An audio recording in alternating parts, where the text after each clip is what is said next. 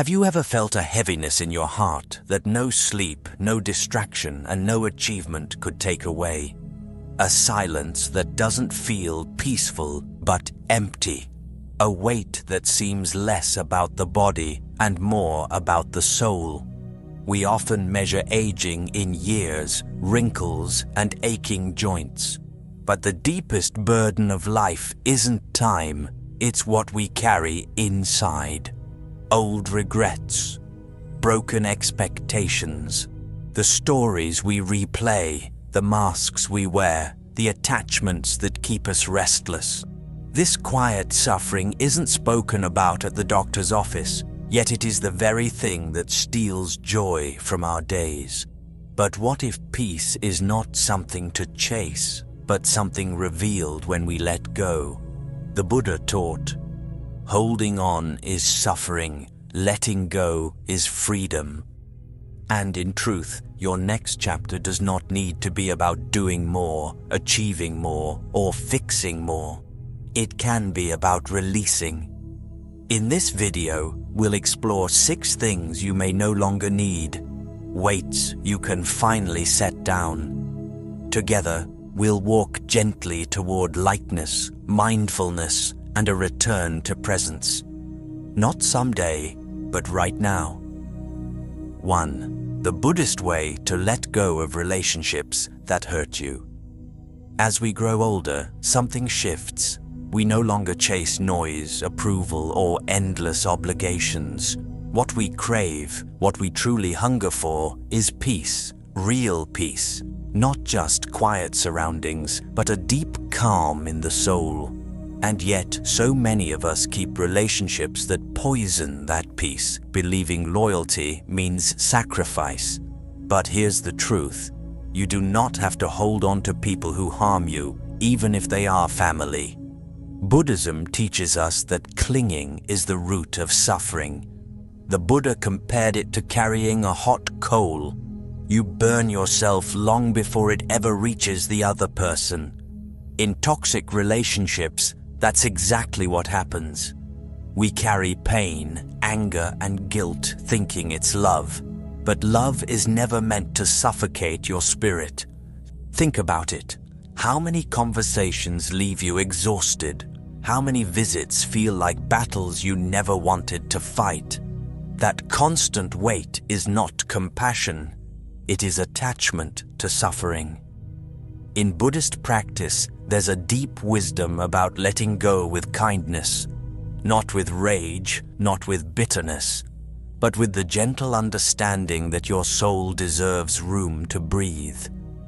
When you release relationships that erode your peace, you are not betraying anyone, you are choosing freedom. I once heard a teacher describe it like this. Imagine carrying a heavy backpack filled with stones everywhere you go. At some point, you have 2 choices. Keep dragging it because you always have, or set it down and walk lighter. Toxic relationships are those stones. The moment you set them down, your steps become easier, your breath becomes deeper, your life becomes yours again. This is not about cutting people off in anger. It's about asking a simple, powerful question. Does this relationship nourish me, or does it drain me? If it drains you, then letting go is not cruelty, it is wisdom. Because when you protect your inner peace, you are not closing your heart, you are opening it to healthier love, truer connections, and genuine joy. So remember this, Buddhism is not about rejection, but about balance. Compassion starts with yourself. Protect your light, choose peace, and trust that by letting go of relationships that harm you, you create space for relationships that heal you. 2. Stop fearing aging.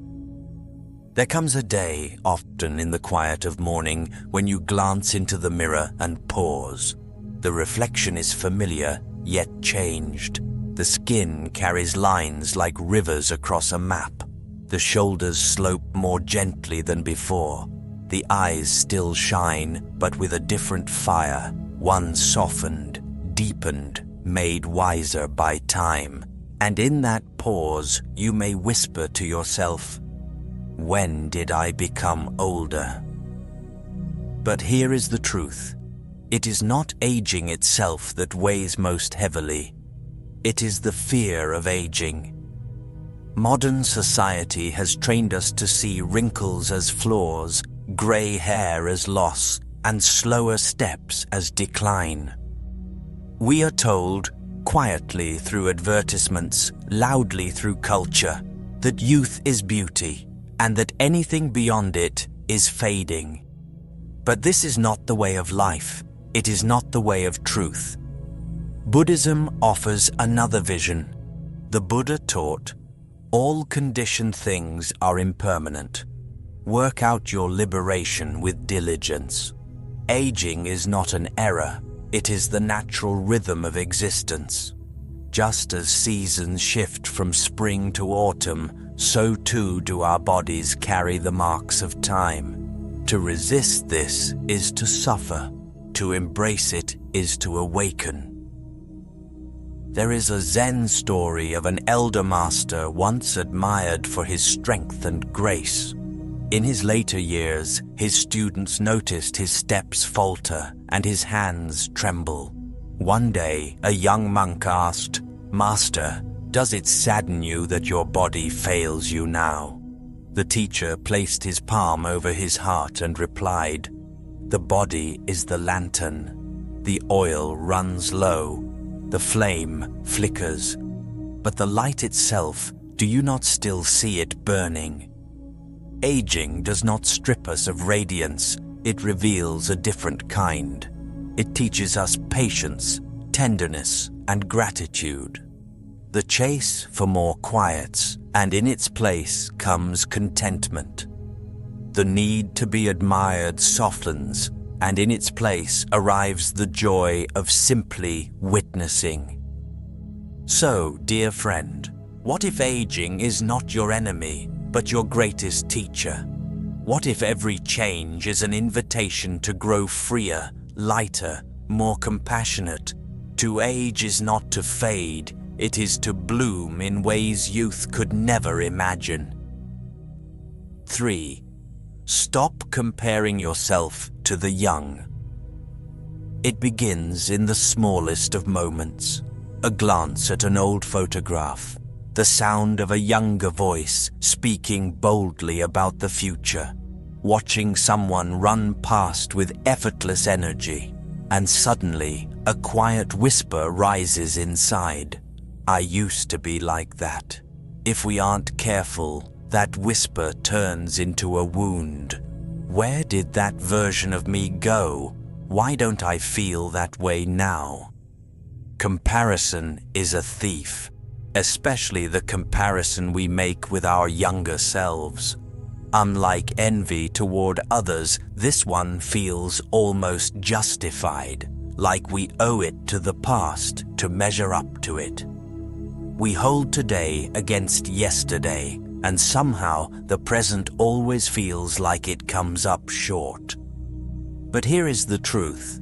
The younger version of you, the one you sometimes long for, could not have endured what you have endured now. That self with boundless energy did not yet carry the patience, the wisdom, the depth that only years could give.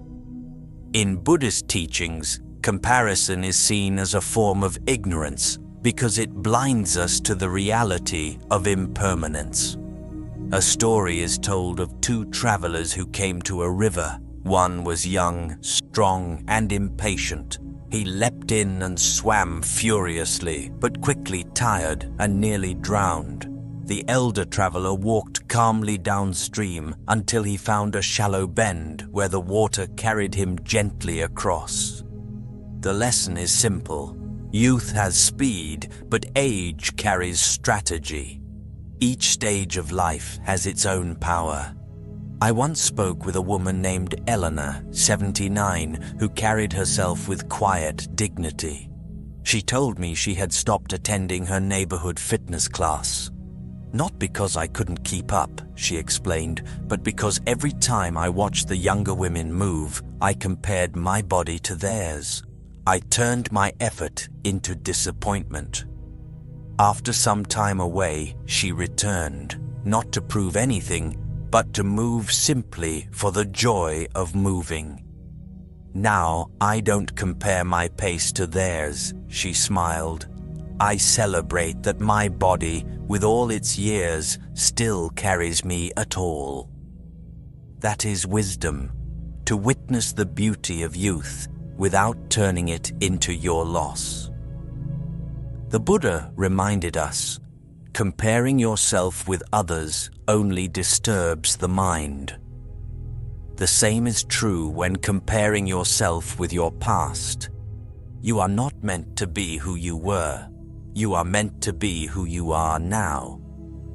When you stop measuring your present against yesterday, life softens. Time becomes a companion, not an enemy. And in that peace, a new invitation emerges, to forgive yourself for what you thought you lost and to embrace what you have found. 4. Stop relying on others for happiness. In the quieter seasons of life, a subtle emptiness can settle in. It doesn't always announce itself with tears or complaints. Sometimes it arrives as a soft pause between chores, a silent house, or a sunset without anyone to share it with. And in those moments, a thought creeps in. Why hasn't anyone brought me happiness? Why am I waiting for someone else to notice me? This is a natural human feeling, but it is also an illusion. Too often, we carry the belief that someone else is responsible for our joy. A spouse, a friend, a child, even fate itself. Buddhism offers a different path, the realization that happiness is cultivated within, not delivered from the outside. The Buddha said, "No one saves us but ourselves. We ourselves must walk the path." This is not loneliness. It is freedom. There's a story told of an old gardener who tended a small, forgotten temple garden. One day, a visitor asked, "How do you keep this garden so alive when no one comes to admire it?" The gardener smiled and replied, "I water it because it needs care, not because someone is watching. Joy is the same. If you wait for it to arrive, it may never come." I met a man named Arjun, 80, who learned this in his own way. After his wife passed and his children moved abroad, he found himself staring at empty walls and quiet rooms. At first, he waited, expecting calls, visits, reminders that he still mattered. But slowly, he began to create his own invitations. Morning walks along the river, sketching the city skyline, volunteering at the local community center. "I realized," he said, "life doesn't wait for anyone. I had to start making my own light." True happiness is the same. It is not dependent on others' presence, approval, or actions. It is cultivated moment by moment, choice by choice. You can nurture it like a garden, tending it with your attention, your creativity, and your love. And the moment you claim this for yourself, something shifts. Comparison loses its grip. The younger version of you, the faster, fitter, more admired self, stops haunting your thoughts. What remains is deeper serenity, freedom, and the profound knowledge that joy has always been yours to create. 5. You're never too old to learn. There's a quiet voice that creeps in as we age, subtle and persistent. It whispers, "You've seen it all. There's nothing new left to learn." It hides in the spaces between daily routines, in the pauses of ordinary afternoons, and in the silence of evenings. This belief, the idea that growth belongs only to the young, is more than a thought. It is a gentle thief, quietly stealing curiosity, wonder, and joy. But what if the opposite were true? What if life's richest lessons come not in youth, when we rush and chase, but in the later years, when the noise settles and the soul begins to whisper? In Buddhism, openness to learning is considered a form of awakening. Wisdom is not a destination. It is the ongoing practice of noticing, questioning, and seeing anew. There's a story of an elderly Zen teacher named Haruto, who, well into his 80s, still greeted each day as though it were his first. One morning, a young student asked, "Master, why do you continue the same rituals every day?" Haruto smiled, his eyes twinkling. "Because each day is different. The beginner notices everything. The master only realizes how much more there is to see."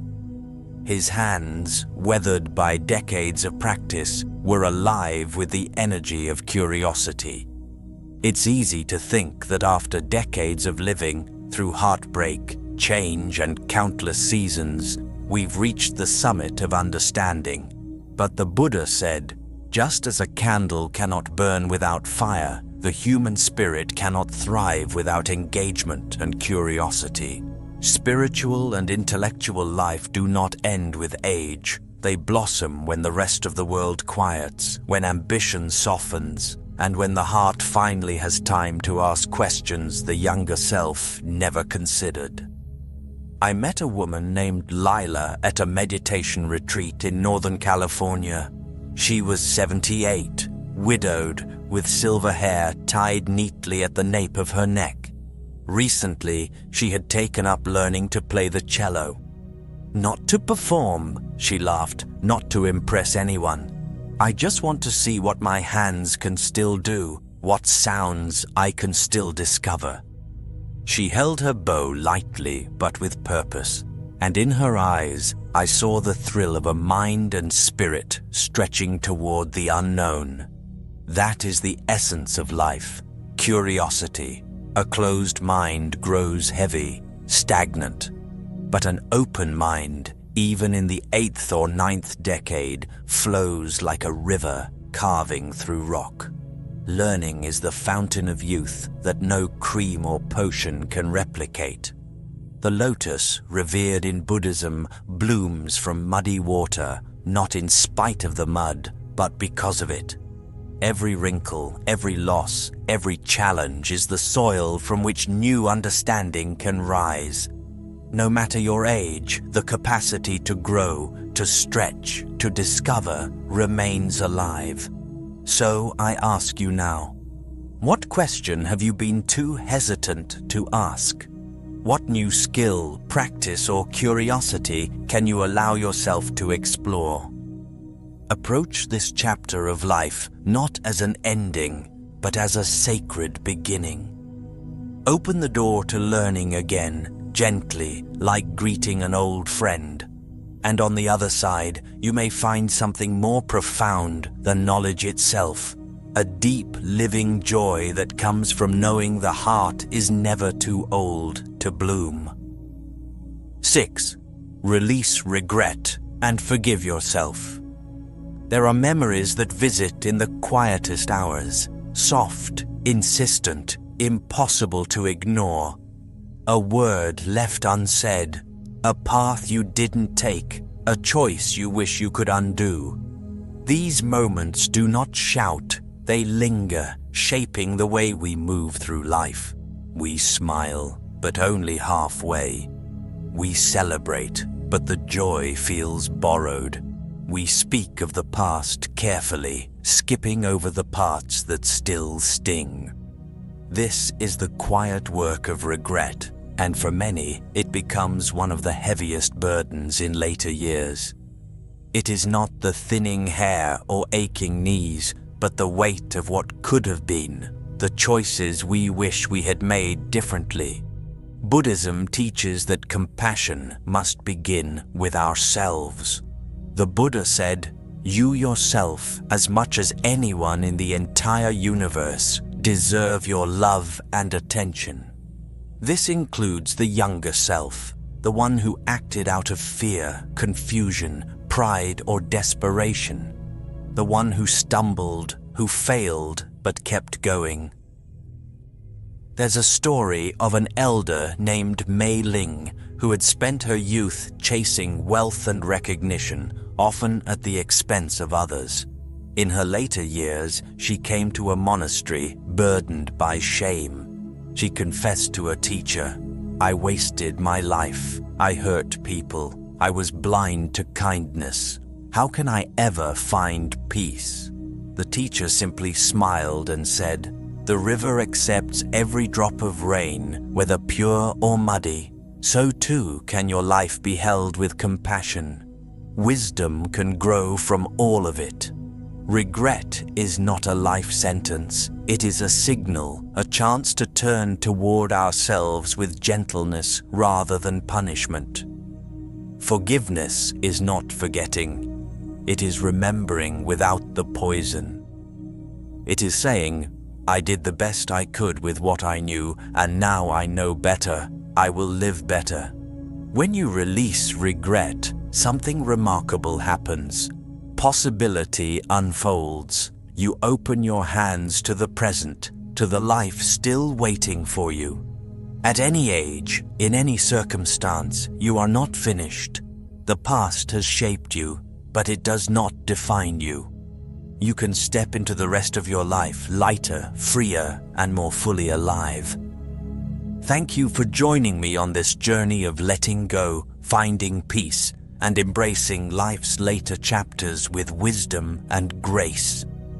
If today's video resonated with you, remember, true freedom isn't found in chasing achievements, comparing yourself to others, or holding on to what no longer serves you. It's found in releasing, forgiving, and opening your heart to the present moment. From letting go of toxic relationships to embracing the beauty of aging, releasing regret, and reclaiming your own happiness, these are not just Buddhist teachings. They are practical tools to lighten your soul and deepen your joy every single day. By cultivating mindfulness, self-compassion, and curiosity, you can create a life of serenity, resilience, and authentic fulfillment, no matter your age or circumstance. If you found value in this video, hit the like button, share it with someone who may need this message, and subscribe for more insights on personal growth, mindfulness, and living fully in every stage of life. Leave a comment below sharing which of these 6 practices you're ready to embrace first. I'd love to hear your reflections. Remember, letting go is not losing. It's gaining space for joy, love, and inner peace.